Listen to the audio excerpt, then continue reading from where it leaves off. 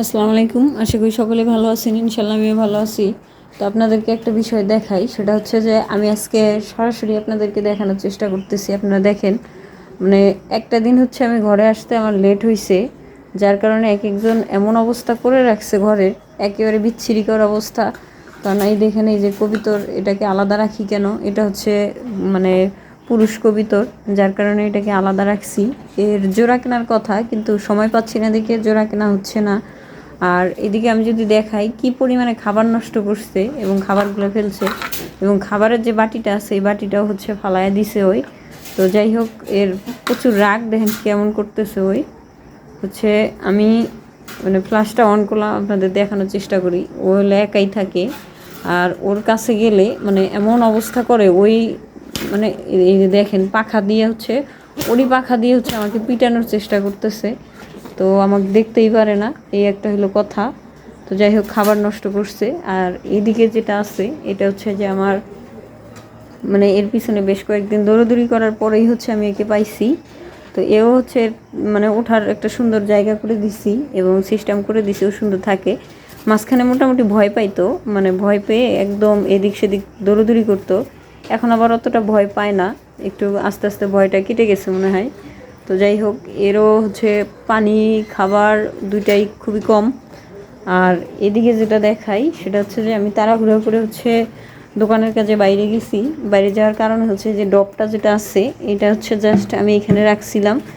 এরা হচ্ছে পাখি খাঁচার ভিতর থেকে উড়াউড়ি করে ডবটা দিছে, মানে একদম ফালায় দিছে। এটার অবস্থা খুবই খারাপ।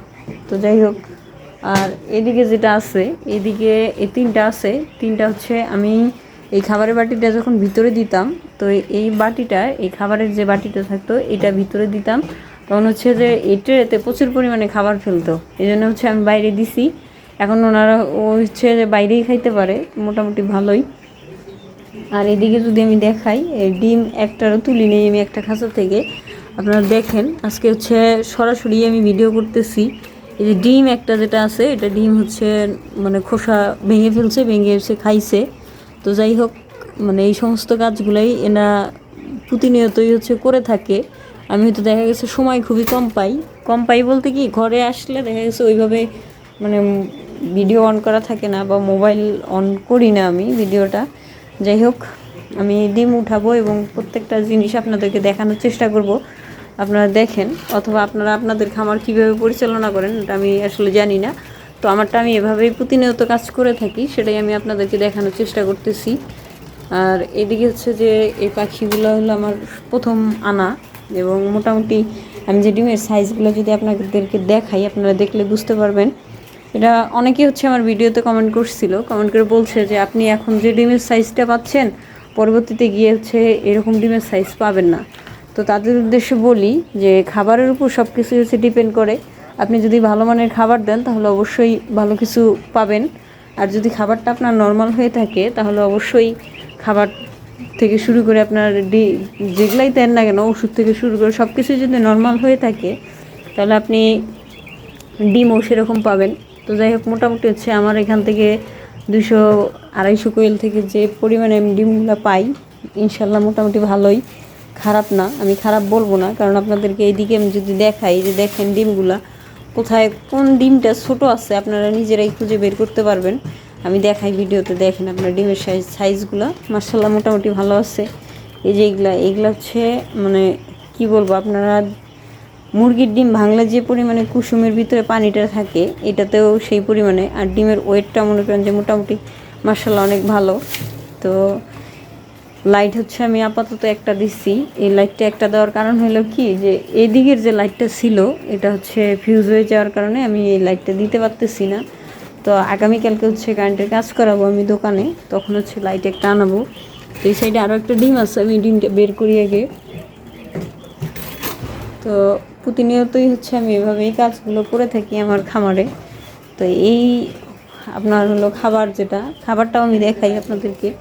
খাবারের বস্তাটা আপনারা দেখলেই বুঝতে পারবেন যে আসলে খাবারটা কোনটা খাওয়াই আমি। আপনারা দেখেন, এটা হচ্ছে মানে আপনার কি জানি বলে না, সরি, নারিশের যে কোয়েল লেয়ার ফিডটা আছে সেটাই দিচ্ছি আমি। এটা হলো নারিশ কোয়েল, আপনারা দেখেন, আমি দেখাই। এই যে। তো যাই হোক, এই খাবারগুলোই হচ্ছে আমি কোয়েল পাখিকে দিয়ে থাকি। আর এদিকে হলো মুরগি, এই যে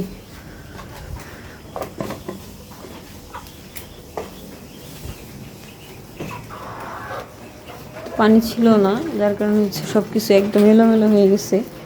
মেবি 3 থেকে 4 ঘন্টা হবে আমি ঘরে আসি নাই, আর তার ভিতরে হচ্ছে এই সমস্যা বা এই অবস্থা হয়ে গেছে।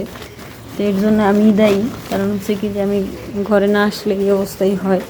খাবারও আমার শেষের দিকে খাবারও নিয়ে আসতে হবে। এই খাবারটা মোটামুটি ভালো খাই, এই জন্যই হচ্ছে আমি এই খাবারটাই খাওয়াই। আর এই খাবার থেকে হচ্ছে ডিম মোটামুটি ভালো পাচ্ছি আমি, এই জন্য এই খাবার দেওয়া। অনেকেই হয়তো বিভিন্ন ধরনের খাবার খাওয়ায়, অথবা এই টাইপের বা এই নারিশের যে ফিডটা আছে এটাও হয়তো অনেকেই খাওয়ায়। তো যাই হোক, এদিকে দেখেন আমি দেখানোর চেষ্টা করি হালকা এই ডিম দিছে। তো আজকে হচ্ছে ডিমের পরিমাণটা খুবই কম, তো এদের খাবার একেবারেই নাই, খাবার একবারেই শেষ হয়ে গেছে।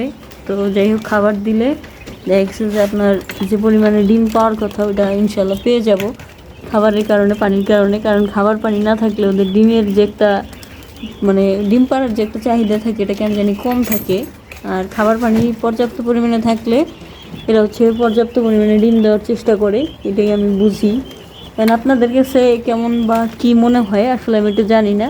তো যাই হোক, আমি হচ্ছে এখন এদেরকে খাবার দিব, পানি দিব, পরিষ্কার করব, সব কিছুই হচ্ছে পরিষ্কার করে আমি দেওয়ার চেষ্টা করি। তো পরিষ্কার রাখাটাই সবচেয়ে বেটার, কারণ হচ্ছে কি যে আপনার রোগ জীবাণু সবচেয়ে বেশি থাকে। যেমন এই যে হচ্ছে আমি দুপুরে দিয়ে গেছি পানিটা, এই পানিটা দেখেন প্রচুর পরিমাণে নোংরা হয়ে গেছে।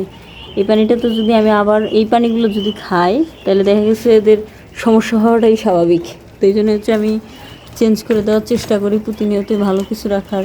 তো যাই হোক, আমি খাবার দিব এখন, পানি দিব। তো আপনারা ভালো থাকবেন, সুস্থ থাকবেন এবং আমার জন্য বেশি বেশি করে দোয়া করবেন।